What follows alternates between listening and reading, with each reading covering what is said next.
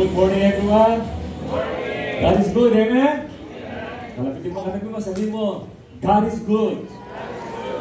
Hallelujah. Okay, bago na naman katabi natin. Praise God. It is indeed a wonderful day for all of us because the Lord is in this place. He is with us. He lives in us. And He loves us so much. Hallelujah. Every day for us is a day of celebration. But of course, every Sunday is a gathering Sunday for all of us here in our family. We value Sunday because Jesus rose from the grave in the first day of the week. That is Sunday. The first day of the week.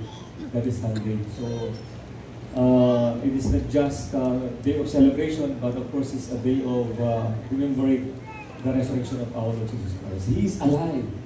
Buhay ang ating Diyos na sinasamba. Namatay pero muling nabuhay at hindi na siya muling mamamatay. Siya'y buhay at siya nasa Diyos. Can you say amen? Okay, I just want to welcome everyone, especially our members from Bamban. Nasa yung mga members natin from Bamban, yan. Led by Pastor Counselor Virgilio Sanchez. By God's grace. Umahabli siya ng counselor sa bayan ng Bamban. So, tupunin natin yung will pariligal para sa kanya. Pagkakita namin muli, tatawagin ko na siyang konsihal or mag-istira ko sa pastor. Dati kasi nag-ex, na siya, counselor. No? Active counselor. Pero ilang weeks lang. Okay, so bawat isa nandito, mga members natin from Arayat, from Sabong Bato, from Las Piñas, nandito kasama natin, right? And of course, mga members natin dito sa Angeles. Meron din bang from Magalap? Okay, so purihin ng Diyos at minsan pa ay patuloy enjoy natin ang ating fellowship. Enjoy natin ang word na ibibigay ni God sa atin. Once again, kalabitin mo, katabi mo, sabihin mo, I love you, the love of Jesus. Woo! Hallelujah. That is so wonderful. Okay, are you ready for the word? Let us read Galatians chapter 2, verse 21. New King James Version. Paul says here, it is an epistle of Paul. Ang sabi niya, I do not set aside the grace of God. For if righteousness could be gained through the law, Christ died for nothing. I repeat. I do not set aside the grace of God. Hindi ko isinasantabi ang biyaya ng Diyos. Sapagkat kung ang katuwiran ay pwedeng makuha sa pamamagitan ng kautusan, ang kamatayan ni Jesus Christ sa cross ay walang kabuluhan. So, ang topic natin sa umagang ito, it's about this is our topic. Live daily by grace to Jesus finished work. Medyo mahaba lang pero I believe madali memorize. Live daily by grace. Everybody, live daily by grace through Jesus finished work. Okay? So sabi ni Paul kanina, I do not set aside the grace of God. Kasi marami pa hanggang sa panahon natin ngayon, they know about grace by the one na accept it. Alam mo yan kasi nakikita ko yan sa mga posts, sa Facebook. But in fact, meron din ang mga nakaka-message na they don't accept grace. They persecute grace instead of acknowledging it. As if, nandiyan naman ng grace pero kulang. Kailangan lakipan natin ang ating mga gawa. Yun ang alam paniniwala. Kaya marami na sabi nga sa inyo, until now, people are trying to please God by their own efforts. Kasi living by law is mabubuhay ka sa gawa mo in order to please God. Katulad na bigay ng example sa inyo. Like for example, there is a janitor. Sabihin natin, Mang Tonyo. O Tonyo na lang, Mang Tonyo. Linis na linis. Every morning, linis niya maayos yung kanyang sinusweep niya yung floor. Titiyak na malinis. Pero okay lang, masipag siya. Kaya lang, yung mind niya, namomotivate ng fear. Kasi iniisip niya, baka dumating yung boss, mapapagalitan siya. O bakit may kalat dito, bakit may dito. So everyday, tama naman masipag. Kaya lang, mali yung motivation. Ang motivation is what? Para hindi mapagalitan. Kasi natatakot siya sa kanyang boss. Eh, isang araw, dumating yung boss niya, nakita ng ladies, at ang sabi, nakita ng boss, natataranta yung si Mang Tonyo. At ang sabi ng boss niya, Mang Tonyo, wala ka nang dapat pang patunayan sa akin. Kasi alam ko, mahusay ka, magaling kang manggagawa. Kaya, gawin mo lang ang trabaho mo na walang pressure. Relax lang. Are you following me, church?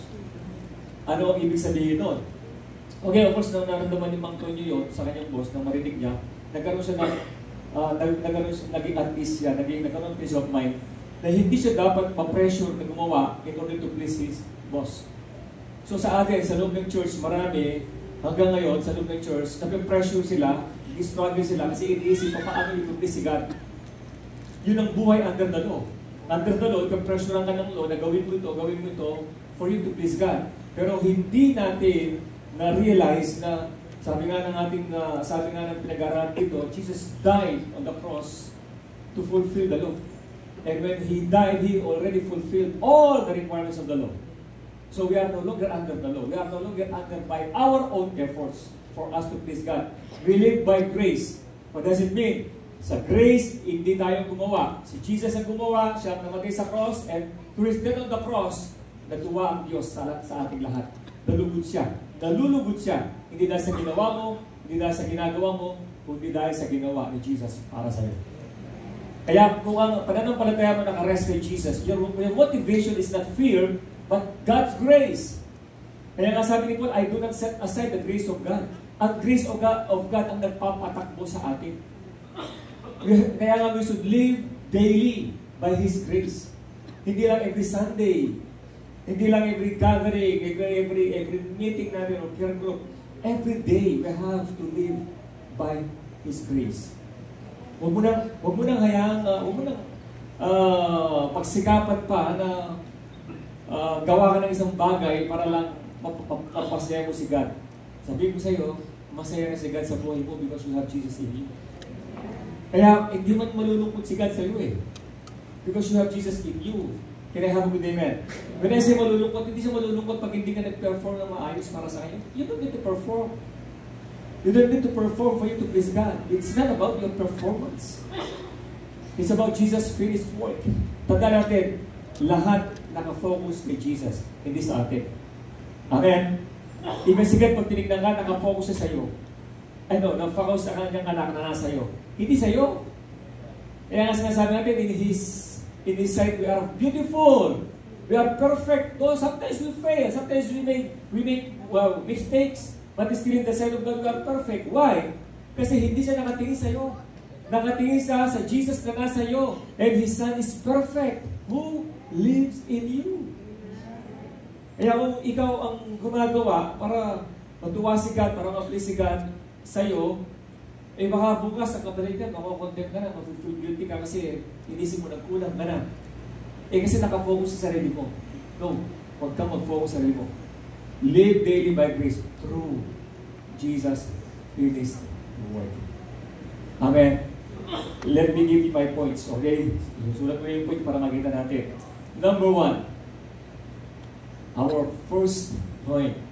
The work is finished. You don't have to start it again. The work is finished.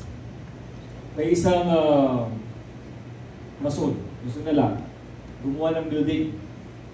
Alam nyo, tapos na yung pundasyon. Pagkatapos, next month, gigibay na naman yung pundasyon, tapos gagawa na ng panibago. Tapos following month, gigibay, gagawa na naman ng panibago. Talagay ninyo matatapos yung project niya? Matatapos yung building o construction? Hindi. Anong mararamdaman ng mason o ng gumagawa ng construction worker? Anong mararamdaman niya? Pagod. Right? Lumilipas yung mga panahon, dami na sayang, mga sayang na oras, lakas, finances, mapapagod siya. Bakit? Kasi paulit-ulit niyang ginagawa. Kaya nga yung sinasabi ko, hindi tayo kailangan magpakahirap, hindi kailangan magpakapagod, kaya nga sa buhay sa biyaya, tinuturuan tayo ng Lord na mag-rest. Kasi kung paulit-ulit mong gagawin, yung nagawa na, pinapagod mo sarili mo. Tapos na yung pundasyon Ang gumawa ng pundasyon sa atin, alam niyo sino? Si Jesus. Hindi ka na kailangan gumawa ng panibagong pundasyon. Can I have a good amen? Ang kailangan gawin mo from that foundation, ituloy mo na yung construction ng matapos ito. Sa buhay natin, the starting line of our faith, of our life is the cross. The finished work of Jesus. Doon tayo nagsimula. Hindi tayo papunta doon. Doon tayo nagsimula. Nang namatay si Jesus sa cross at nakilala natin siya, lumalakad tayo mula sa kanyang tinapos na gawa. Can I have a good amen? Lahat ng blessings ng Diyos sa atin through Jesus' finished work, dala-dala na natin. Hindi pa lang kukunin, hindi pupunta sa kanya para makuha. Hindi, dala-dala mo na. In our journey here on earth, you are overloaded now with the blessings of the Lord through the finished work of Jesus. The work is finished. Amen. Amen. Kaya nasabi ko, hindi tayo mag-i-strive. Hindi tayo mag-i-strive para i-bless tayo ni God. No, we are already blessed. Hindi tayo mag-i-strive para maging victorious. We are already victorious. Hindi tayo mag-strive para mahalin ng Lord. We are loved by God. Already. So, that is our starting line. Na pagkagising mo sa umaga, di ba, ang sarap pagkagising mo, alam mo, lam na lam ka ng Diyos. Na hindi mo palang gagawa ka ng way para ipiplis mo si God, para mahalin kaya sa buong maghapon, matuwasan. No, pagkagising sa umaga, your starting line is the love of Jesus. His grace. Alam mo, pagkagising mo sa umaga, puno ka ng biyaya, puno ng pagmamahal ng Diyos sa iyo. Ang ganda na magiging maghapon mo. Kapag yung mindset mo, pagkagising pa lang, ganun na. Alam ko, everyday may mga challenges, may mga problema dumarating. Pero, kung sisimulan mo ang umaga mo, na alam mo kung gaano kakamahal ni God through His finished work, walang problema, walang challenge na mabigat na mahandaan kasi na hindi mo kaya. Kasi you are empowered by the grace of our Lord Jesus Christ. Amen? Church, sino dito nakaranas doon? Ang layo ng difference noon kasi ginawa mo na lahat parang kulang pa. Tapos sasabihin naman ng pastor, tingnan mo, mali ginawa, tingnan mo, kulang, diba? So kaya sa loob ng church, most Christians and sometimes other workers, they serve the Lord not to please the Lord actually, sometimes just to please their leaders. Para matuwa yung leaders, para please leaders, para may makita sa akin na magaling ako, mahusay ako, mali na yung motivation. Kaya pag yung mga workers na ganyan, masasabihan ko lang ng konti, naku, magtatampo yan. Masasaktan yan. Kasi motivation niya, flesh. Pero pag ang motivation yung grace ng Lord, we know we are not perfect apart from Him. Tumatanggap tayo ng mga correction. Kasi nagkakamali tayo, that is normal, right? Pero ang ginagawa ko, I'm doing it because my heart is full of gratitude to God. Who is so kind, who is so faithful to me. Not to please Him, but because I know He already blessed me. Amen. So what I'm doing now is just an act of gratitude to His goodness. Can I have a good amen? So yung buhay sa biyaya ng Diyos. The work is finished. Tapos na. Ano ang nire-require ni God sa atin? Believe. Just believe. I just want to use Abraham. When God called Abraham, he was just 75 years old. He was from Haran. From Haran, God brought him to Canaan. And in Canaan, he stayed there in Canaan with his wife. And from 75, inabot si Abraham ng ilang taon bago siya magkaanak. Bago magkaanak, inabot siya ng 100 years old. Si Sarah ay 90. Siya 100. Nang tawagin siya ng Lord, sabi ng Genesis chapter 12, verse 1 and 2, I will bless you and I will make you a blessing. That is very clear. Very clear. I will bless you and I will make you a blessing. As of course, may binagin doon, I will make you a great nation. So, ibig sabihin si Abraham, hindi sa mananatili nag-iisa o walang anak. Even though his wife was barren, Sarah, hindi siya pwede magkaanak. Pero, pangako ng Lord sa kanya, I will make you a great nation and I will make you a blessing. So from the age of 75, inintay ni Abraham yun. Every day, iniisip ni Abraham yung promise ng Lord sa kanya. But it took how many years? 25 years para ma-fulfill yung sinabi ng Lord kay Abraham na siya maging father of many nations. through the Son of Promise, Isaac. Tingnan mo ang tagal ng paghintay. 25 long years. Question. Bakit inayahan ng Diyos, sa palagay niyo, bakit inayahan ng Diyos na umabot pa ng 25 long years bago magkaanak si Abraham? Bakit kailangan umabot siya ng 100 years old bago siya magkaanak? Bakit si Sarah kailangan umabot siya ng 90 years old bago siya magkaanak? Sa palagay ninyo? Wala po akong alam dyan. Tulog po siguro ako na tinuro nyo yan. Hindi ko napakinggan. Imagine mo 90 years old, barren pa ba? Hindi na pwede magkaanak. Pero bakit nagkaanak siya? Bakit nabot ng 100 years old si Abraham? Sa tingin mo, kung gano'n ang edad mo, nagkaroon ka pa ng anak, maging si Sarah, barren siya, pero nagkaroon ng anak, at the age of 90. Sa tingin mo, mayroon kang maipagmamalagi sa Diyos sa pamamagitan ng iyong sarili kakayahan? Or matututo kang kilalanin mo na lahat ng ito ay dahilan sa kanyang biyaya? Pinakita ng Lord kay Abraham at kay Sarah, sa mga panahon wala kayong kakayahan, nandito ang aking biyaya para sa inyo. Your only yung response ninyo, your responsibility is to believe. That is your part. That is your role. Just to believe. Maniwala. Kalabitin mo ang katabi mo, sabihin mo, believe. Everything is by believing. Because everything is by grace. Amen. Under the old covenant, everything is by doing. Doing. You have to do this, do that, obey the law. But under grace, your covenant of grace, it's about believing. And we are living under grace. We are not living under doing. We are living under believing.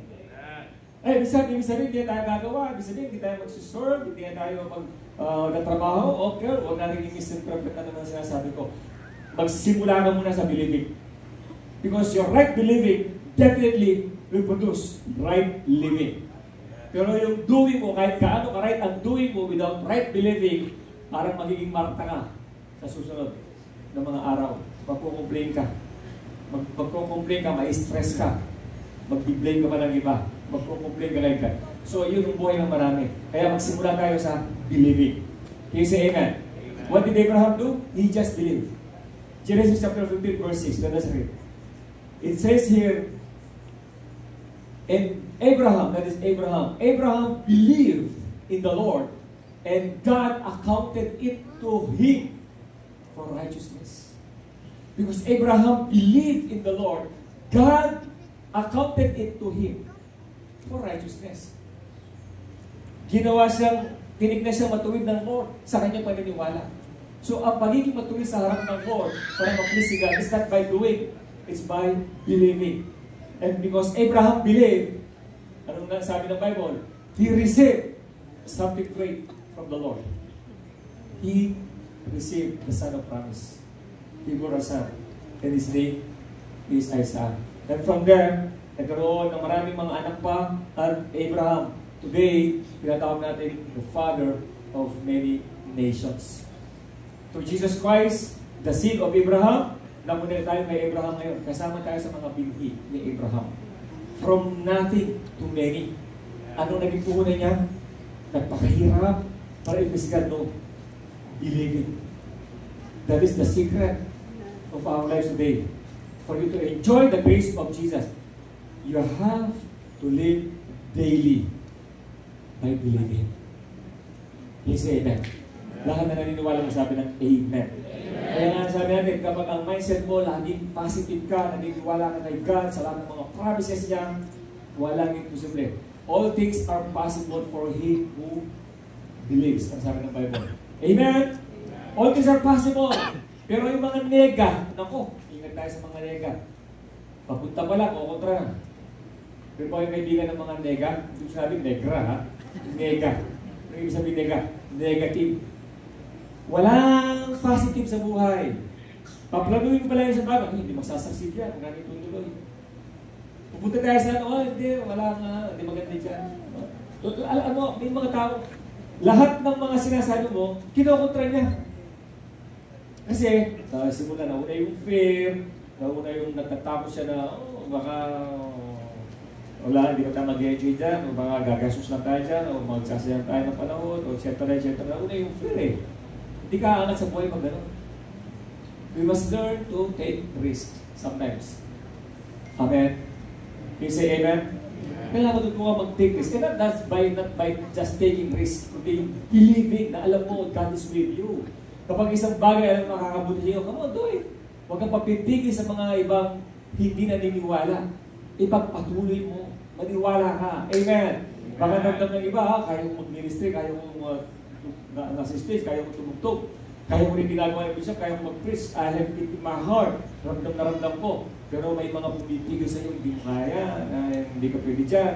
No, don't listen to them. Never allow anyone to stop you from dreaming, from seeing yourself in the ministry. Especially kung ang Lord ang naglalagay sa iyo. Just believe. Amen? Hindi lang sa loob ng church, kundi sa lahat ng areas ng buhay mo. Maniwala ka na ang Diyos may ginagawa sa relationship, sa buong family mo. Maniwala ka na ang Diyos may ginagawa sa finances mo. May ginagawa sa iyong negosyo, sa iyong trabaho. Just keep believing. Amen? Keep believing. Kahit ano nangyayari pa mga nagkakaroon ng shake, matindi mga ramdam mo sa paligid mo na yung mga troubles. Keep believing. Keep believing. Si Abraham nga di ba? Si Sarah, nagkaroon na ng doubt. Sabi niya, Abraham, my husband, hindi ka na magkakanak hindi naman ako pwede magkaanak.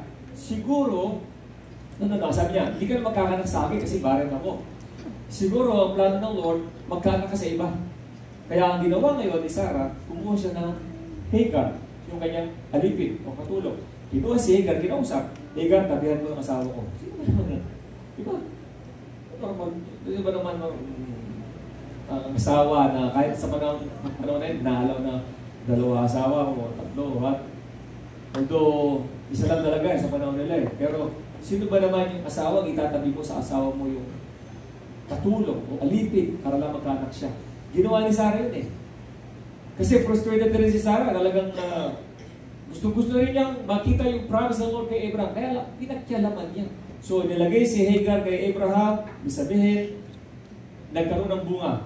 Yung maiksi pagkasama nila, si Abraham at Hagar nagkaroon ng anak. Ang pangalan ay Ismael. Ang ibig sabihin ng Ismael, son in the flesh. Okay? So, yung son in the flesh, ibig sabihin ng flesh, self-effort. Siyang gumawa ng paraan. Si Isaac, the name of Isaac means laughter. Laughter, son of promise. Laughter kasi he brought joy to his parents and he brought joy to God. Kasi promise sa likat, pag ang isang bagay galing sa sarili mo lang, self-effort, out of flesh. Ano ang resulta ng si Abraham at si Hagar nagkaroon ng anak na Ismael? Naging problema nila. Naging problema, of course, ni Sarah. At dumating tayo, naging problema lang. Even ni Abraham, bakit? Nung nagkaroon siya ng anak na si Isaac, na son of promise, nandiyan na si Ismael, magkapatid sila sa tatay kay Abraham, pero iba yung mother. Okay? What happened? Lights. Palagay natin dun sa light. Okay. So nagkaiba, nag-iba yung magulang, nanay, pero same father, Abraham. So ang nangyari ngayon, itong si Isaac, pinapersecute ngayon, nitong si Ismael. Hanggang sa lumaki sila, hindi sila nagkasundo, naghiwalay sila. At alam niyo, sino yung Ismaelites ngayon? Sino yung mga lahing Ismael ngayon sa panahon natin? Sila yung mga... Sino? Sila yung mga Muslim. At sila yung mga sinasabi natin mga... Marami pa, sorry, nawala na. Kumura na nila. Hindi naman, di ba? Nawala yung stop. Ano natin? Okay. Sila yung karamihan mga terorista. At hanggang ngayon, hindi matanggap yung Israel. Sino yung pilit na binabagsak ng Israel? Anong bansa? Sino sila? Mga Muslim, right? Lahi ng Ismael. Hanggang ngayon, kalaban niya yung mga lahi ni Isaac, hindi nagkasundo. Sinong gumawa ng kalaban ng Isaac? Sino? Mismong si Abraham at si Sarah. Kalooban ba ng Lord yun? Hindi kalooban. Pero bakit nangyari? Pinagkialaman nila. Marami sa buhay natin nangyari, hindi kalooban ng Lord. Tayo ang nag-decide. Hindi kasi tayo makapaghintay. Wala yung believing. Nandun yung doing. Tayong gagawa, tayong didiskarte. Pero matuto ka lang maniwala kay God. At pag naniwala ka, kaya mo maghintay sa tamang panahon, may nilaan na si God para sa iyo. At it will not bring sadness to you. It will not bring sorrow. It will bring joy to your heart. Ganun ang kalooban ng Lord. Ayaw kanyang masaktan. Ayaw kanyang dumating sa time malulungkot ka, magsisisi ka. Ayaw ng Lord yun. Maghintay ka lang, maniwala ka, at sa takdang panahon, magbibigay sa'yo ng Lord ng isang bagay na ikatutuwa mo, ikagagalak mo, at magpupuri ka sasamba sa Kanya, sasabihin mo, hindi! God is good! It's all by His grace. Amen! Hallelujah! Kaya, maghintay, 25 years, pero pag sinabi ni God, gagawin niya. Not by your doing, but by His grace. Every day we live by grace. Wait patiently. Sabi ng Bible, Psalm 40, I waited patiently in the Lord. He turned to me and He heard my prayer. I waited patiently. Kalabitin mo, katabi mo, sabihin mo sa Kanya, be patient. Kung wala kang patience, if you are not patient, ano mangyari? Baka magiging patient. So be patient. Don't be a patient. Be patient. Amen? Kasi nagmamadali. Sweetheart, ano ba? Sweetheart, tagal na natin inaasap to, tagal natin, hanggang ngayon wala pa. Depression ang may iba. Be patient. Relax.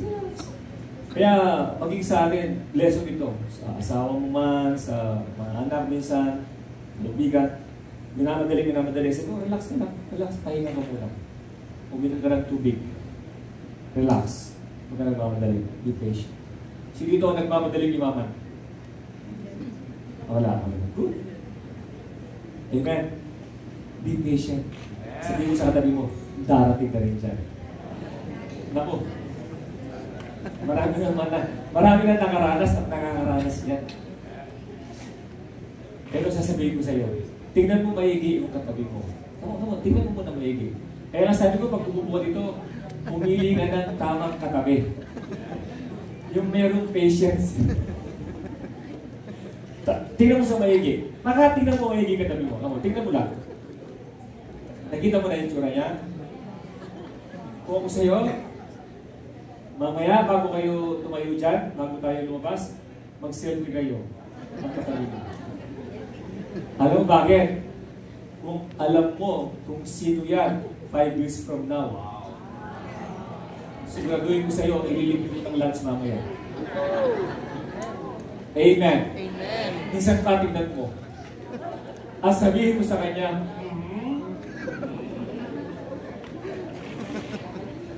she probably looks ordinary to you. Pero, there's power in believing. Pag nagsimula kang maniwala sa biyaya ng Diyos, magbabago ang buhay mo. Magbabago ang future mo, I tell you.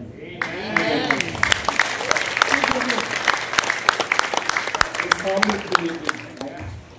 Babae, 12 years na dumudugo, naniwala lang siya. Instantly, right away, nawala yung bleeding niya. Ano ba yung nag-bleed sa'yo ngayon?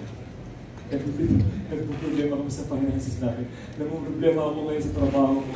Namumroblema yung company ko. Namumroblema yung relasyon ko. Hey. Don't focus on your problem. Stop believing.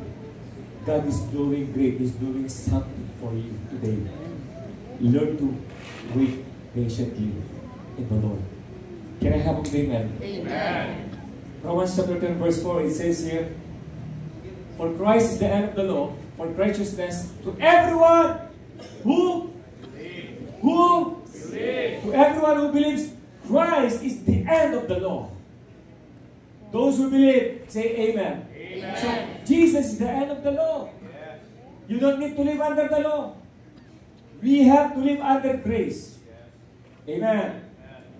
Meron mga nagre-react sa post ko, yung video kong isa. Kasi ang message ko is grace alone. Salvation is by grace alone. No works involved. Maraming reactions, maraming mga comment doon. Sinabihan ako ng GO. Sinabihan ako ng mga, first pastor, first teacher. Ano sinabi sa akin? Noong una, nagkaroon kasi ako ng isang video. Actually, nag-viral yun. Umabot ng 1.5 views. 1.5 million. Yung umiyak na kalabaw. Pero hindi ko na kukwento, mag-viral ulit. First time ko makareceive ng mga mura, panandaan. Pinumura talaga ako. Ganun, ang pastor na ito, para siyang actually star lang, sabi nila. Parang hindi si pastor, parang kumidyan. Ano yung pag-degrade sa akin. Alam mo, nakita ko naman, lumalagi yung views, pero ang dami mga bashers. Hindi ako sanay. Bagamat lumalagi yung views, lumami yung mga bashers. Sunday, dito kami, inabot ng 1 million views. Tapos, kinabukasan, umabot ng 1.2. Umaga, Monday, gano'n, dahil pa rin. Alam mo, ginawa ko, lumuhod ako kay God. Isipin po lahat ng mga bashers, Lord. I-stop niyo na po yung mga nagko-comment sa post ko. Ano yun? Kala ko, kinigiba na yung... Kala ko, binabago yung foundation ng building. Nag-pray ako, sabi ko, Lord, stop niyo na po yung mga bashers. Wala na po yung message na darating. Ayoko na Lord makabasa ng ganito. Kasi iba, binubura ko na talaga eh. Tapos, nung pagkatapos mag-pray, pagsilip ko sa, sa Facebook, mayroon pang ilan. Mga ilang minsan, wala na. Wala na talaga, as in. At nung maghapon na yun, wala na akong na-receive ng message. Naribago ako, sabi ko, parang boring ka. Bigla na wala yung mga nag-message. Wala ko babasa. At na-stop na. So yun, hanggang 1.5 views lang. And views. Ngayon, meron na naman running na dumadami yung views. Pero may mga comments. Sinasabihan ako na bulang propeta, mali tagapagturo, dadalhin nila sa impyerno yung mga tinuturuan ko. Ba't daw puro grace lang tinuro, walang works. Ang kaligtasan daw, hindi naman makukuha sa biyaya lang, ito daw ay kailangan lagi pa ng gawa, kailangan gumawa. Dati hindi ko pinapatulan, pero ngayon pinapatulan ko na. Ang sabi ko sa lahat, gusto mo suntukan? Hindi gano'n. Yung kanilang messages, sinasagot ko. Kasi hindi ko pwedeng hindi sagutin, para lang may light na sila. May mga sinagot ako, sabi ko, kung kailangan natin yung gawa natin para maligtas, hindi sapat yung ginawa ni Jesus. Dapat din sa namatay sa cross. Amen. Kaya nga, hindi na kailangan yung gawa mo kasi nga, si Jesus na tumapos sa dapat mong trabahuin. Sa kanyang kamatayan sa cross. That's why we appreciate Jesus. Sa kanyang pagkamatay sa cross. Ang gagawin lang natin is believe. Amen? So, pag naniwala ka, ang biyaya ng Diyos, ang siyang tinanggap mo na nagligtas sa iyo sa pamagitan ng iyong paniniwala. Salvation is by grace through faith. Can I have a good amen? Kaya nga dito, to everyone who believes Christ is the end of the law for righteousness. Wala nang kailangan pang gawin. Ang tanong ng iba, hindi na tayo gagawa, hindi na tayo tutulong sa iba, mag-ilip sa Diyos. Listen carefully. Yung lahat na mabubuting gawa, bunga yan ng yung tinanggap na biyaya. Hindi ka gagawa para makatanggap ng biyaya. Tumanggap ka ng biyaya. Ngayon tumanggap ka, nagpuproduce yan sa iyo ng mabuting gawa. Can I have a good amen? So, resulta yan. Hindi mo naman kailangan trabahuin din yung resulta. Kusang lalabas. Amen? Sabi ko nga sa inyo, yung papaya, may papaya sa likod namin, hanggang may bunga pa. Sa may kusina. Hindi ko alam ba't paano tumubo yun. Siguro pag hindi natatapon lang mga buti-buti sa tumubo, tapos diba, ang daming bunga. Maliit pa lang nun, ang dami ilalagay ng bunga. Yung isang bunga yan, sinakay pa namin ng kalabaw para mailipat namin sa... Kalabaw na ganun palagay sa laruan. Ang lalagay ng bunga, babalang. Pero ngayon, sabi, tumaas. May bunga pa rin. Pero lumit na yung bunga. Pero may bunga. Pero alam nyo, yung papayang yun, hindi mo naman inutusan na mamunga. Ito sabihin, mamunga ka. Hindi ko sa pinura sa mamunga. Hindi ko pinagpapalo para mamunga. Hindi. Nakita ko lang doon, nung tumubo siya, lumago yung dahon niya, kusang namunga. Bakit? Normal sa kanya ang magkabunga. Kasi puno siyang namumunga. Can you follow the church? Kusang lumabas. Hindi pinresyo para lumabas. Kusa. Sa atin yung mga bungang hinahanap ng iba, grace kayo, wala namang bunga. Nasa ng bunga, kailangan bunga muna pag sa gawa. Hindi. Grace muna. That is our starting line. Pag nagsimula ka sa biyaya, yung hinahanap ng gawa, kusang lumalabas yan, higit pa sa inaasahan.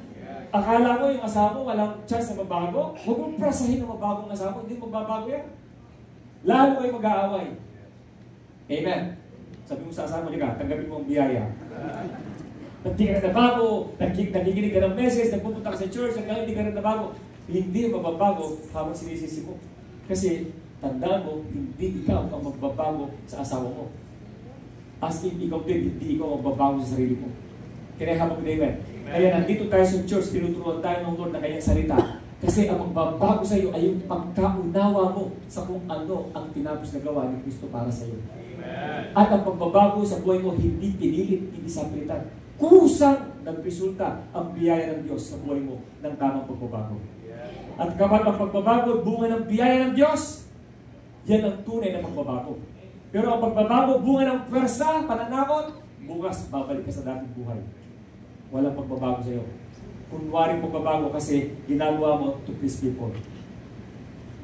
Are you following church? Lahat ng tumatanggap ng biyaya sa amin ng amen. Amen. Just believe. You just believe. Amen? Let us declare this. Let us confess it. Our declaration. May declaration tayo every point. Sabay-sabay. 1, 2, ready? Begin.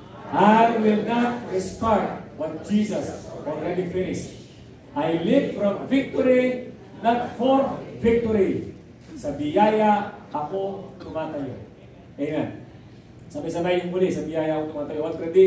Begin. Sa biyaya, ako tumatayo. Amen? So, we don't live for victory.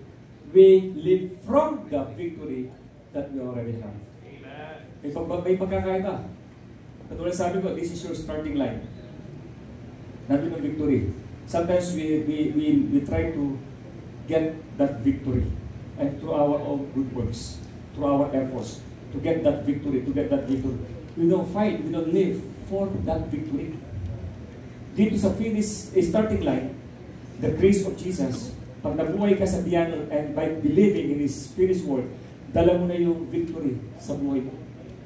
At paglakad mo everyday, you are not living, you are not striving, you are not fighting for your victory, but you are doing things from the victory that you already have. Kaya kahit anong haharapin mo, ikaw ay victorious na. Hindi papunta pa lang doon, nandyan ka na. You are already victorious. You are a victor, not a victim. Can I have a good amen? Tapigan mo, balikan ng katabi mo, tapigan mo, sabi mo, ikaw isang mananagumpay.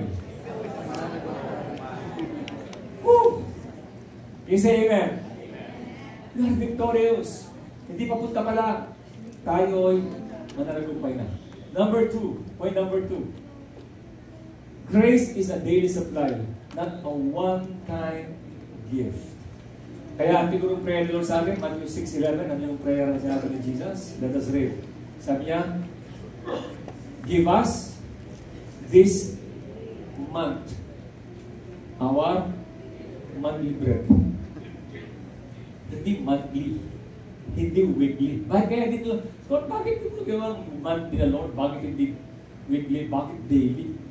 Sabi niya, give us this day our daily bread. Everybody say, this day. This day. Kasi nag-create ng stress sa marami, hindi niya alam ng this day.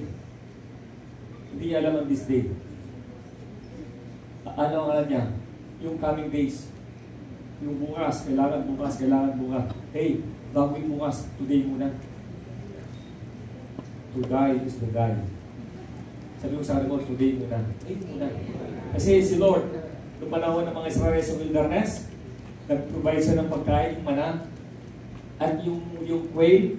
Alam mo sabi ng Lord, lahat ng bumagsak na pagkain sa inyo, ipunin nyo, but that is only good for today. It's good for one day. Ubusin nyo, kasi bukas, sira na yan. Yung mga Israelis, sa kawalang pananampalataya sa Diyos, ang ginawa ng iba, akala hindi nakita ng Diyos, nag-ipon sila ng maraming pagkain. Sige, inabak nila yung maraming mana sa bahay na, ipon mo. At bukas wala nang pagkain, kaya may pagkain. Sige, lahat ng mga kway, pugo, kaya masustansya ng ibon daw, pugo, kway. Ilagay mo yan, mataas ang protein doon eh. Ilagay mo yan, tabi natin dago. So sabi ng Lord, ano sabi niya? 2 days, 3 days, 4 days, or 1 day? 1 day. So, tinago nila. Yan, marami silang pagkain na kaimba. Ano nangyari? Tinabukasan. Nangangamoy yung buong bahay. Pabaho. Bakit? Nabulok na. Yung quail, nabulok na yung mana. Bakit? Kasi sabi ng Lord, good for 1 day lang yan. Bakit? 1 day! Lord naman, ang kuripot ni Lord. Hindi ba pwede hanggang bukas? Alam mo, bakit 1 day? Kasi yung bukas, may panibagong fresh grace na darating. Amen. Kaya say amen? Amen. Eh, sa kawalang pananampalataya, iniisip mo yung, paano bukas? Paano sa makalawa? Huwag mo munang isipin ng bukas. Isipin mo yung this day. Kasi every day, may fresh grace na binababa ang Diyos sa atin. Bakit sila biniinala? Bakit inahayaan tayo ng Lord today? Para matuto tayong araw-araw sa Kanya tayo magtiwala. Pagkagising mo, ibigay mo na yung tiwala mo kay God kasi may fresh grace, may fresh supply na dadali ng Diyos sa iyo. Amen. Hindi ka nakadepende sa mga nakaipon mo, nakatago, nakadepende ka sa ibinibigay ng Diyos sa iyo araw-araw. Lahat na naniniwala sa promise ng Lord, say Amen. Amen. Ang sarap kasi kung, kaya minsan sabi nga natin, ang simpleng buhay, yun kasi nasabi simpleng buhay, nakakaraos kami maghapon, buong pamilya namin, may tayo kami magkwentuhan, may tayo kami lumabas, sama-sama kami kumakain, tapos natutulog kami ng maaga, nagigising ng maaga, sakto lang yung buhay namin. Yung iba, ang nakikita sa buhay na yun, kawawa, mahirap. Kasi, ito lang kami kayo. Pero alam nyo, yung mga mayayaman naman, pag tinagto ko sa kanila yan, mahigit sila sa iyo. Ang daming pera, hindi ng buong pamilya. Hindi sila nagkikita ng kanyang mga anak o kanyang sa buhay. Hindi sila masaya. Are you following church? Hindi ko sinasabing hindi mahalaga ang pera. Pero kung iniisip mo, ang pera lang ang magpapasaya sa iyo, mali. Ang magpapasaya sa iyo, araw-araw yung biyaya ng Diyos sa buhay mo. I-enjoy mo. Can you say amen? Financially, kaya naman tayo i-bless ni God. Actually, kalooban ng Lord i-bless tayo, honestly. Yan ang din ang prayer natin. Bless tayo financially. We will be financially successful. Pero hindi yan ganito lang eh. Kaya iniisip mo, baka pera mo pa masaya. Alam mo, sa totoo lang, alam mo mag-asawa, nung wala silang pera, masaya silang nagsasama. Pero nagka-pera, hindi na sila masaya, lagi nag-aaway. Saan mo nila yung pera? Inubos mo siguro, no? Ano ginawa mo? Pero nung sakto lang, ang sweet nila. Alam mo, sweetheart. Kahit ano yung maging buhay natin talagang hindi ka tayo iingat. Tayo magmamahala na bang buhay. Lagi silang kasama. Pag kumakain, kahit kumakain kami, anong ulam yung target? Target, what beef, corn beef. Hindi po, target kasi tinatarget namin. Kakain namin. Pero ang sweet ng pagsasama nila. Medyo gumanda yung buhay. Well, kanya-kanya na. Nagsumbatan na, naghanapan na. So, hindi yun talaga kailangan para sumaya. Kailangan, i-acknowledge mo, i-appreciate mo si God araw-araw at ang kanyang mayamang biyaya sa buhay mo. Bukas, sa mga pangangailangan mo, may provision na si God para sa iyo. Sabi mo mga tabi mo, sabi mo, mayroon ng provision si God sa iyo sa araw ng bukas. Isipin bukas. Lagi na rin sinasabi ito, enjoy your now. Because if you're going to enjoy your now, you're going to enjoy your tomorrow. Because tomorrow will become tomorrow, that tomorrow will become now. Tomorrow. Amen. Bukas lang na naman yun. If you're going to enjoy your now, you're going to enjoy your tomorrow. Enjoy your now. Because every day God is supplying us with this fresh grace. First Kings, let us read about Elijah. Si Elijah dumating sa point, actually, yung panahon to, nag-depress si Elijah. Kasi inabog siya ni Jezebel, isang babaeng, ewan ko, daming mga miracles na ginawa ni God through Elijah. Pero this time, sa isang banta lang ng babae, natakot siya. Eh siguro dito kasi ang maging dito, sobrang pagod siya, nanangan na siya sa kanyang kakayahan din. So, at this time, ang ginawa ni Elijah, nagpunta siya sa cave. At doon sa cave, ang sabi niya kay Lord, Lord, pagod na ako, Lord, mabuti pa, kunin mo na ako. Nag-depress talaga eh. Pero sabi na sa kanya, Elijah, pahinga ka lang. Pagpahinga ka, matulog ka lang. Eh, doon sa lugar na yun, wala naman sa pwede pakuha ng pagkain.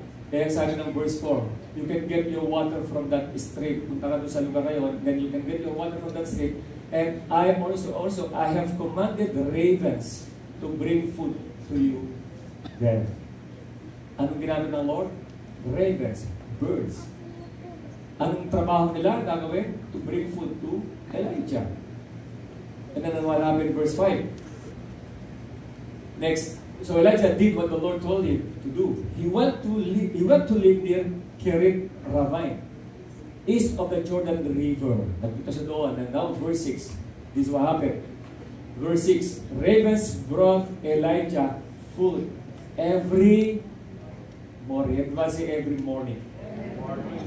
Anong nagdadala ng food sa kanya? Ravens. Amen. Mga uwak. Sila pa yung nagdadala ng pagkain kay Elijah. Hindi tao na kapitbahay. Hindi yung mga kakilala. Hindi yung kamag-anak. Kaya sabi ko, even sa mga pangangailangan natin, sometimes ang ginagamit ng Lord, yung mga tao hindi inaasahan na sila yung tutulong sa iyo. Yung mga inaasahan mo isa na tutulong sa iyo sa mga panahon na kailangan mo, wala silang kakayahan na tulungan ka rin.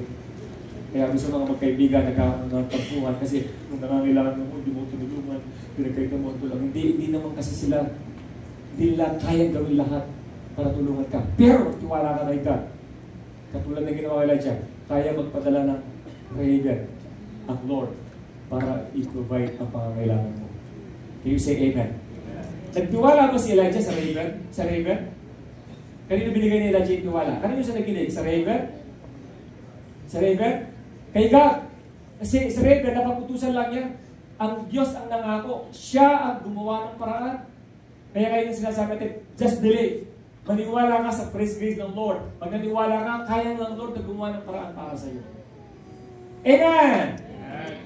Kung pwede nga lang, even yung kalabaw, pumunta sa iyo para magdala ng pagkain. Ano kayo magdala ng pagkain ng kalabaw? Gatas! Sarap ng gatas ng kalabaw. So, dala-dala niya yung kanyang gatas para sa iyo. Pwede magyari yun eh. Sabi mo, walang imposible ka. Siya, matagal mo na nararamdaman sa katawan ko, may akong sakit, may karamdaman ako. Sino yung great healer natin? Yes, mayroon tayong karamdaman, pero alam natin kung sino yung ating great physician. Si God ang great physician natin. Siya yung healer natin. Kaya habang good amen. Nasabi ng Lord kay Elijah, relax ka lang, punta ka doon. Ravens brought Elijah for food every. Bakit hindi ginawang everyday na lang? Tingnan mo, every morning and every he drank water from the stream as well. So, morning, may bagong provision. Evening, may bago. Bakit wala yung lunch? Bakit wala yung lunch? Nakadaya si Elijah. Okay, yung lunch time, natutulog na siya. Pagagising ng gabi, kakain na naman. Morning, kagising, tulog, hanggang hapon, gabi, kakain. Pero tingnan mo yung provision ng Lord. Iba yung morning, iba yung evening. So sa'yo ganun din, iba yung Sunday, iba yung Monday, iba yung Tuesday, iba yung Wednesday, iba yung Thursday. Iba yung morning, iba yung lunch, iba yung evening. Pero lahat ng yan ay mayroong provision si God para sa'yo. Hindi mo itigil, hindi mo okay. Just keep believing, amen! Keep believing, hallelujah! Deuteronomy 38:25, it says here, ERV, o NKJV na lagay. Sige. Your sandals shall be iron and bronze. Yung bilang. Ang sabi doon, last sentence. As your days, so shall your strength be. As your days, so shall your strength be. Ibig sabihin, bawat araw, kung ilan yung araw mo, ganun din yung lakas na ibibigay ng Diyos sa iyo. Amen. Amen. Every Sunday, may bagong lakas. Every Monday, may bagong lakas. Every Tuesday, may bagong lakas. Wednesday, may bagong lakas. May bagong blessings, may bagong lakas, may bagong blessings. So every day, as your days, so shall your strength be. Kaya habang ko din na, hindi titigil ang Diyos sa kanyang pag-provide o supply na gagawin para sa iyo. Yan ang katotohanan because grace supplies. Grace supplies. Hindi ka maubusan ng supply. In terms of your material things, financial, in terms of what? Even yung good health natin, God supplies. He supplies for us. Amen. Hallelujah. Okay, this will be our declaration. Number 2 declaration natin. Sabay-sabay. What will we begin? I receive first grace today. I do not live on empty. My supply is Jesus. And it never dry. Who is your supply? Jesus. Who is your supply? Jesus. And Jesus never runs dry. Siguro yung raven, sabi niya siguro, pwede lang mag-complain, Jesus, oh God, ba't ako magkahatid? Hindi naman ako tao, baka tiraduran ako niyan. Kung pwede lang sana, siguro baka nagko-complain. Pero even yung raven, kaya utusan ng Lord para i-bless niya ng kanyang mga anak. Amen. Kaya kung iniisip mo na hindi alam ng Lord ang sitwasyon ko, riyan ako ng Diyos, ganito lang ako. Huwag mo isip yun. Anak ka ng Diyos, mahal na mahal ka niya. Ang kailangan lang i-condition yung mind mo na maniwala. Maniwala ka na kaya gumawa ang Diyos na kaparaanan para i-provide niya ang lahat ng iyong pangangailangan. Lahat ng naniniwala once again, say Amen. Amen. Number 3, last point natin. Living by grace is living with Jesus every day. Amen. Why? Sabi ng John 1:17, the law was given through Moses. Grace and truth came. The word came in Greek is ginomai. The word, sabi nito, grace and truth came by Jesus. Grace and truth came in the person of Jesus. And the word came is ginomai. Ginomai means came into being. Grace and truth came into being through Jesus. Kaya nang dumating si Jesus, dumating yung grace. Grace is the person of Jesus. Amen. Grace is Jesus personified. When we say grace, we say Jesus. Yes. Kaya nga, ibig sabihin, we have been saved by grace through faith. Pakita natin na Jesus. We have been saved by Jesus through faith. Every time you read grace in the Old New Testament, pakita mo na Jesus. Ma-appreciate mo. Grace is Jesus Christ. Kaya nga pag sinasabi natin, live by grace, ibig sabihin, live by Jesus. Yeah. Kaya when we live by grace, we live with Jesus every day. Kaya say amen. Nagtataka ko sa ibang mga churches, bakit ayaw nila ng grace talaga? Kasi daw, grace, too good to be true, wala nang gagawin, grace is save ka na forever, grace is forgiven ka, grace is, ano ba, dapat natin dagdagan sa grace? Grace is grace. Grace means unmerited favor. Undeserved kindness. Amen. Hindi mo deserve. You don't deserve it, but you have it. That is the meaning of grace. Biyaya ng Diyos. Kaya nga biyaya mo muna dadagdagan. Pero bakit talaga ayaw na iba yun? Kailangan mahirapan mo na yung mga Kristiyano. Kristiyano ka na. Para manatili ligtas. Kailangan i-maintain mo mga gagawin mo ito para ligtas ka na forever. O para manatili ka ligtas. May maintenance eh. Hindi mo kailangan ng maintenance para maligtas. Your salvation is forever. Amen? Hindi mo kailangan paulit-ulit. This is very, very ano ito. Pakinggan yung maigi. Hindi mo kailangan ng paulit-ulit na paghingi ng tawad para patawarin ka ng Diyos. Very ano ito ha. Pero meditate nyo. Ulitin ko. I mean, very critical. Hindi maintindihan. Hindi mo kailangan humingi ng tawad na paulit-ulit para patawarin ka ng Diyos. Amen. Amen. Okay, explain ko. Hindi ko kayo yahang dyan. Bakit? Ang kapatawaran na binigay sa iyo ng Diyos ay hindi dahil sa paulit-ulit mong paghingi ng tawad, kundi dahil sa minsanang pagkapako ni Jesus sa cross. Nang namatay sa cross, ang sabi ng Bible, He redeemed us from sin.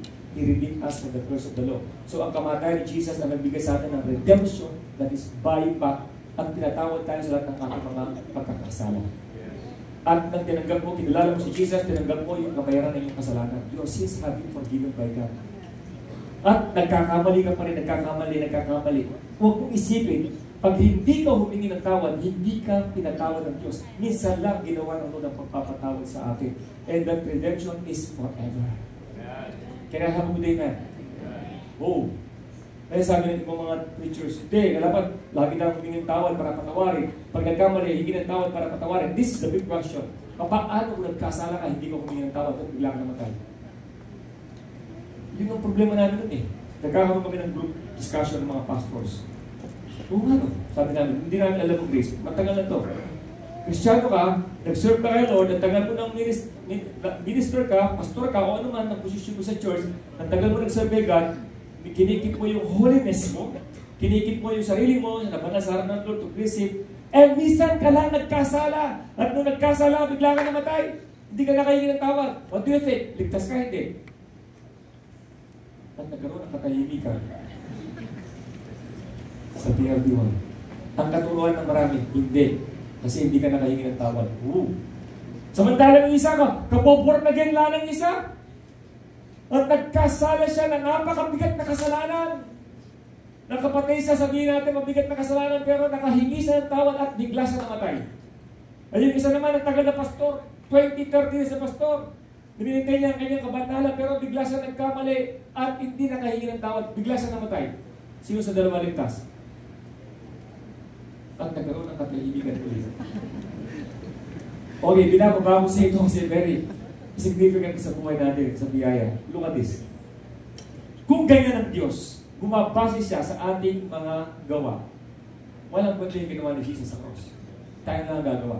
Nakabase pa na yung kapatawan sa kasalanan mo sa iyong paghingi ng tawad. Anong kwenta na ginawa ni Jesus? Sana din namatay sa cross. Sana lagi lang tayong humihingi ng tawad para patawarin. Yan yung tawag ito, substance or katuparan nung shadow na ginagawa yung Old Testament. Lagi naghahandog para sila patawarin sa kasalanan, handog. Pero ang sabi ng Bible, minsan lang naghandog si Jesus at yun ay sapat na. Wala nang paghahandog ng muling gagawin ng Diyos. Kasi sapat na yung handog para siya mapatawid ng ating mga kasalanan. Yung say amen. Amen. Ang ligtasan mo ay wala sa paulit-ulit na paghingi ng tawad. Ang kapatawaran binigay sa iyo ay wala sa paulit-ulit na paghingi ng tawad. Pinatawad ka na ng Diyos sa lahat ng iyong mga kasalanan. Question, hindi na ako humingi ng tawad sa Diyos, magkasala ko. Pwede kang humingi ng tawad. Pero kung ilagay sa isip mo na dahil humingi ng tawad, nung ka lang patatawarin, pinatawad ka na ng Lord. Yung paghingi ng tawad, sinasabi mo sa Kanya, probably yun ang sinasabi mo, ine-express mo yung damdamin mo kay God na hindi mo rin gusto yung nagawa mo, nagkamali ka. And that's all. Wala doon sa ulit na paghingi ng tawad for you to be forgiven. You are forgiven. Talagang mo katagawa sa mga, you are forgiven. Kasi kung ganyan ang mindset mo, magiging sin-conscious ka. Tatakot kang gumawa ng mali, takot kang gumawa ng kasalanan. At magiging unfair si God. Ang tagal na nagpastor, ang tagal na nasa lumen church, minsan lang nagkamali, hindi na kayo ng tawad, hindi na ligtas. Unfair. Pero hindi ganyan si God sa atin. Amen, church! Amen! Are you following me, church? Ito yung mga hindi naririnig sa mga pinupuntahan ng churches noon. Hindi naririnig. Kasi ay tulong sa atin, lagi kang humingi ng tawad para matawarin. Lagi humingi ng tawad, lagi humingi ng tawad. Kaya pag ganyan, lagi mong inisip yung mali mo, lagi kang conscious sa kasalanan. Pag conscious ka sa kasalanan, magkakasala. Bakit hindi ka maging conscious kay Jesus? Maging conscious ka sa grace na, I am forgiven, Lord. I am forgiven, Lord. Amen? At pag alam mo pinatawad ka na ng Lord, yun ang mag-empower sa iyo, nalalakad ka na may katuwiran sa harapan ng Diyos. Can I have a good amen? Amen. Yung babae nagdala ng pabango kay Jesus, binasag niya yung pabango sa harapan ni Jesus. So, yung amoy talagang na-spread sa buong bahay. Sino yung babae niyo? Yung ba yung humihingi ng tawad kay Jesus? Hindi. Yun ang babae nakaranas ng kapatawaran mula kay Jesus. Kapag naintindihan mo kung gaano ka pinatawad ni Jesus, magkakaroon ka pangyarihan o kakayahan na lumakan pag may kapanalan sa kanyang harapan. Yun ang pagkakaiba. Hindi ba, they are trying to please God by their own yung effort nila. Gagawa mo na gawin natin ito para please. No. Tanggapin mo yung ginawa ni Jesus. Lakabis lahat sa grace ng Lord sa buhay natin. Yung ginawa ni Jesus ang pinakapundasyon natin. Can you say amen, church? Amen. Lahat ng pinatawad ng Diyos, magsabi ng amen. Amen. Hallelujah. Hindi ko sinasabing, okay, although ako personally, when I know nagkamali ako, sasabihin ko lagi, Lord, thank you for forgiving all my sins, Lord. Thank you, Lord God, for I am the righteousness of God in Christ Jesus. Hindi mo mag-pray na, Lord, sorry po, Lord. Please, Lord, patawarin mo ako, Lord. Please, Lord. Kasi dati ka rin pa, iiyak pa kami. Lord, please, patawarin mo ako. Pinatawad mo na ba ako, Lord? Pinatawad mo na ako. Tapos mamaya, ganun na naman, hihingi ka naman tawad. Wala kang ginawa sa magkapong kung hihingi ng tawad. Hindi mo na-enjoy yung buhay mo as Christian. Pero ngayon, iba na. Ang lagi nire-declare mo, Lord, thank you for forgiving all my sins. Lord, thank you for I know I am the righteousness of God in Christ Jesus. Pag hindi ka conscious sa kasalanan, hindi mo malamalayang pag matapos yung bumagapon. Hindi mo na ako nakagawa ng kasalanan na. Wala mo nagawa. Kasi hindi ka conscious doon eh. Pero pag conscious ka, lagi mo inisip kasalanan, lagi mo magkakasala. Okay, say amen! Woo! Colossians chapter 1 verse 27. Bilisan ko na. Okay, sabi dito, Colossians 1:27. Ahead, Colossians 1. To them God will to make known what are the riches of the glory of His mystery among the Gentiles, which is Christ in you. Everyone say Christ in you. Where is Christ? In me. In you. Okay, sa Tagalog, nasa si Christ? Kailan siya nasa iyo? Hanggang kailan? Anong araw? Anong oras? Come on. Pag Sunday, nandun si Christ sa'yo. Pag Sunday, nasa church ka, nasa si Christ sa'yo. Pag nag-pray ka, nasa iyo si Christ. Pag nagbabasa ng Bible, nasa iyo. Kailan nasa iyo si Christ? Kapag nasa loob ng bahay, nasa loob ng simbahan, paano kung nasa labas ka? Paano kung nagkamali ka? Aalis si Christ sa'yo? Come on. Christ in you. Nasa iyo si Christ. He is a permanent resident in you. Hindi temporary. Amen? Sa iba, pag nagkamali, mawawala si Christ. Pag humingi ng tawad, babalik si Christ. Pinabot tuloy si Christ eh. Hingin kakamali, aalis. Hingin tawad, babalik. Aalis, babalik. Yun ang turo sa atin eh. Even yung Holy Spirit, pag nagkamali, aalis. Hingin tawad, babalik. Hindi mo naintindihan that it happened in the Old Testament and the glory of God departed from Israel because of their sins. Sabi ng Bible, departed from, umaalis siya in the Old Testament, but not in the new covenant of grace. Under the new covenant of grace, Jesus, the Holy Spirit, God the Father, is a permanent resident in us. Amen. Hindi na siya aalis sa iyo. Ang Holy Spirit ay lagi mong kasama every day. Kahit natutulog ka, sabi nito, Christ in you, hindi siya aalis sa iyo. Amen. Lagi mong kasama si God. Galatians chapter 2, verse 20, it says here, Galatians 2:20, I have been crucified with Christ. It is no longer I who live, but Christ lives in me. And the life which I now live in the flesh, I live by faith, that is believing in the Son of God, who loved me, that is past tense, who loved me, hindi yung who will love me, hindi yung mamahalin pa lang ako, kundi yung who loved me. Minahal na niya ako and gave Himself for me. That is done deal. Tapos na. Finished. Amen. Anong declaration niya ngayon? I have been crucified with Him. It is no longer I who live. Si Christ na ang nabubuhay sa akin.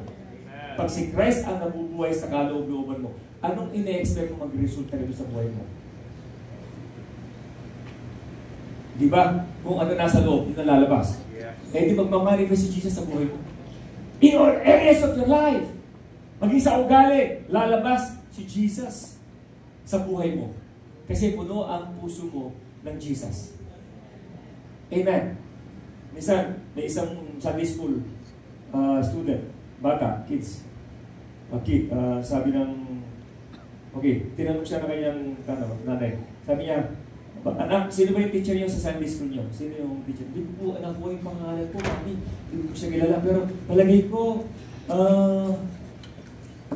sabi niya, siya kamag-anak sa ni Jesus. Ba't mo nasabi na kamag-anak sa ni Jesus? Eh kasi wala siya lagi sinasabi ko si Jesus eh. Sinasabi puro Jesus, puro Jesus. Kaya tingin ko po mami kamag-anak sa ni Jesus. Eh buong bibig na ng teacher, Jesus, Jesus, Jesus. Dito sa TLPY, buong bibig natin, grace, Jesus, grace. Kasi yun ang nasa puso natin. At kapag yan nasa puso mo, everyday, mamanifest ng Lord yan sa buhay mo. Gusto mo mamanifest si Jesus sa relasyon niyo sa pamilya? Gusto mo mamanifest sa finances mo? Yeah. Hey, si Peter, mentor na walang huli, na dumating si Jesus sumakay sa bangka. Yung bangka ni Peter, bigla na puno ng isda. Paano nangyari? Dahil sa kakayahan ni Peter? Hindi. Dahil sa presence ni Jesus. Pag alam mo si Jesus na nandyan, hindi ka mag-istruggle sa mga kailangan mo. Pero sabi ko, alam mo, lahat ng kailangan mo, nandyan. Ina-attract ni Jesus na nasa iyo. That's why sabi ni David, surely, God's goodness and mercy shall follow me.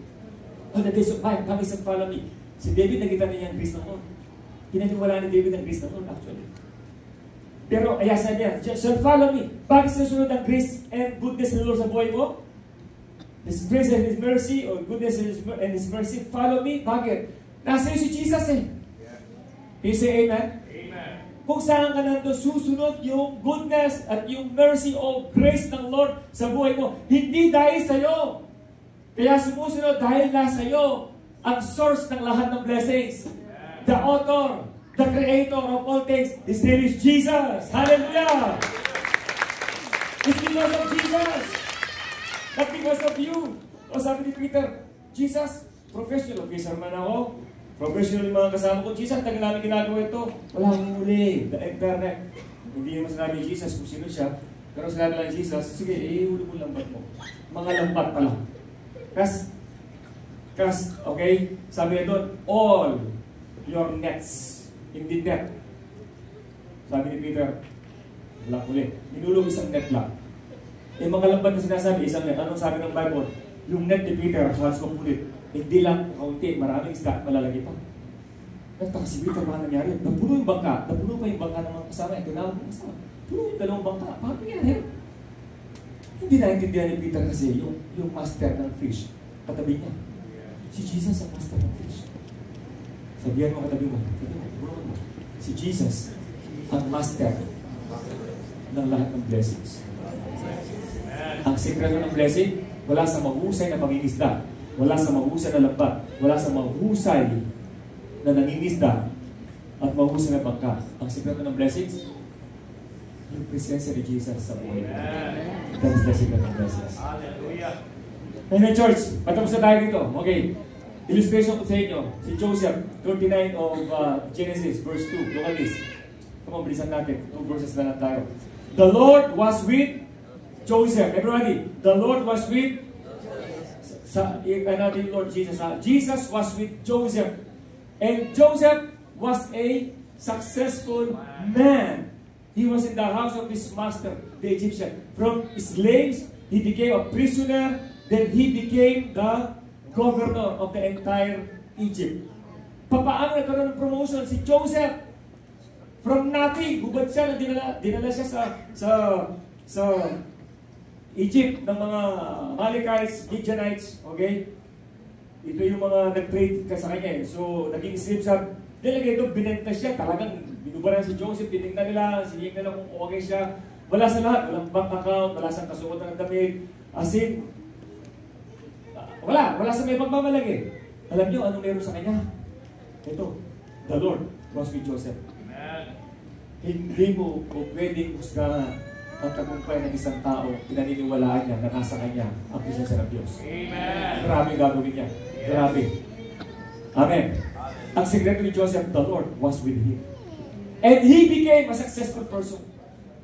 Ang sekreto, hindi dahil lagi matalino siya, hindi dahil maraming siya ginawa, na na-please ang kanyang... No. The secret of Joseph is that the Lord was with him. Yeah. This should be our secret. Paano magpo-prosper ang business mo? Because the Lord is with me. And He is with me in my business. Amen. Paano magpo-prosper ang finances mo? Because the Lord is with me. Your relationship, the Lord is with me. The Lord is with you. If the Lord is with you, anong mangyayari? You will become successful. Amen. Lahat ng successful din ang sabi ng Amen. Amen. Palapalan sa Lord. Come on. Because of Jesus, hallelujah. Amen, church. Because of Jesus, the Lord is with me, Lord. I am healthy. I am strong, Lord God. I am highly favored because of Jesus. Woo! Last verse then, we will go to our declaration. I am the vine, you are the branches, He will abide in me, and I in Him. Bears much fruit. For without me, you can do nothing. This is our declaration. Declaration. Sabay-sabay tayo. 1, 2, ready. Wala pa. Begin. Come on. Jesus lives in me. I live in grace because I live in Him. Hindi ako nag-iisa. Kasama ko si Jesus na siyang aking tagumpay. Lahat ng kinikilala niya, si Jesus ang kanyang tagumpay. Say Amen. Amen. Kapag ganyan ang mindset mo, everyday na-appreciate mo si Jesus sa buhay mo. Hindi, walang dahilan para mag-absent ka ng Sunday. Kasi alam mo yung source ng lahat ng blessing mo, si Jesus. Kahit gaano ka kahusay, kahit gaano kasigurado yung transaction mo, hindi yan ang magbibless sa akin. Ang magbibless sa akin, si Jesus. Amen. That Jesus is in me. He is with me. Siya pala ang priority ko sa lahat ng ginagawa ko. Kasi siya naman yung aming success sa aming buhay. Amen, church. Tayo bahagi tumayo. Oh, hallelujah. Thank you, Jesus. You are so good, Lord.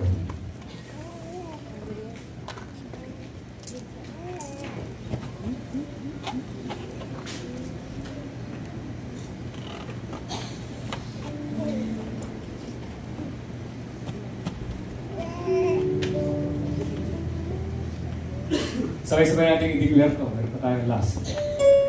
Hindi ito na. Pero nabigay ko. Nakikita ba ninyo pag nagbabasa na kayo? Dapat uupo mo na ako nagbabasa na kayo. Kasi sabay-sabay. Basahin natin. 1, 2, ready? Begin! Nabuhay ako araw-araw. Hindi sa pagsusumika, kundi sa pagtanggal. Hindi ako nabubuhay sa ilalim ng presyo, kundi sa biyaya. Hindi ko nahamon ang tagumpay. Dala-dala ko ito. Hindi ako nagtatrabaho para sa katuwiran. Suot-suot ko ito. Sapat na si Jesus. Si Jesus ay nasa akin. Si Jesus ang aking araw-araw na biyaya. Amen! Thank you, Jesus! Woo! Musicians, hindi ka sabihan. Bigay mo natin kantahin yung ano. Available tayo ni Jack. No longer striving, no longer striving. Ano yung title mo? Huh? Restful in Chris. Come on. Can you prepare us on tayo ni Jack? Yan. Sige na, pause natin. Let's sing this song. Welcome to sing.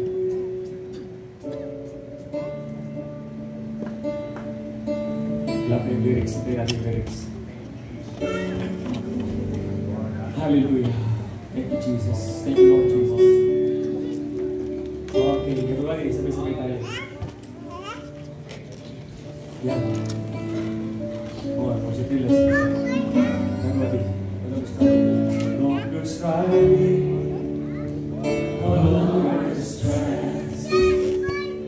In you, my Jesus, I found my rest. No longer toiling, hard labor sins. For you was shield me, restful in grace. Open arms, held nothing back. Love for mine, you overlay my hands. Free in your love, I found rest. Your heart's delight is to see me blessed. You and me, peace all around. Now I'm enjoying this grace I've found. Love in my body, joy in my soul. Jesus, my future, is filled with hope. Open arms, when nothing lasts. Your love for mine, you overlay my debt. Free in your love, I found my rest. Your heart's desire is to see me blessed. Even me, peace all around. Now I'm enjoying this grace I've found. Health in my body, joy in my soul. Jesus, my future, is filled with hope. Open arms, help nothing back. Your life for mine, you overlay my debt. Free in your love, I found my rest. Your heart's delight is to see me blessed. Open arms, your open arms, help nothing back. Your life for mine, you overlay my debt. Free in your love, I found my rest. Your heart's delight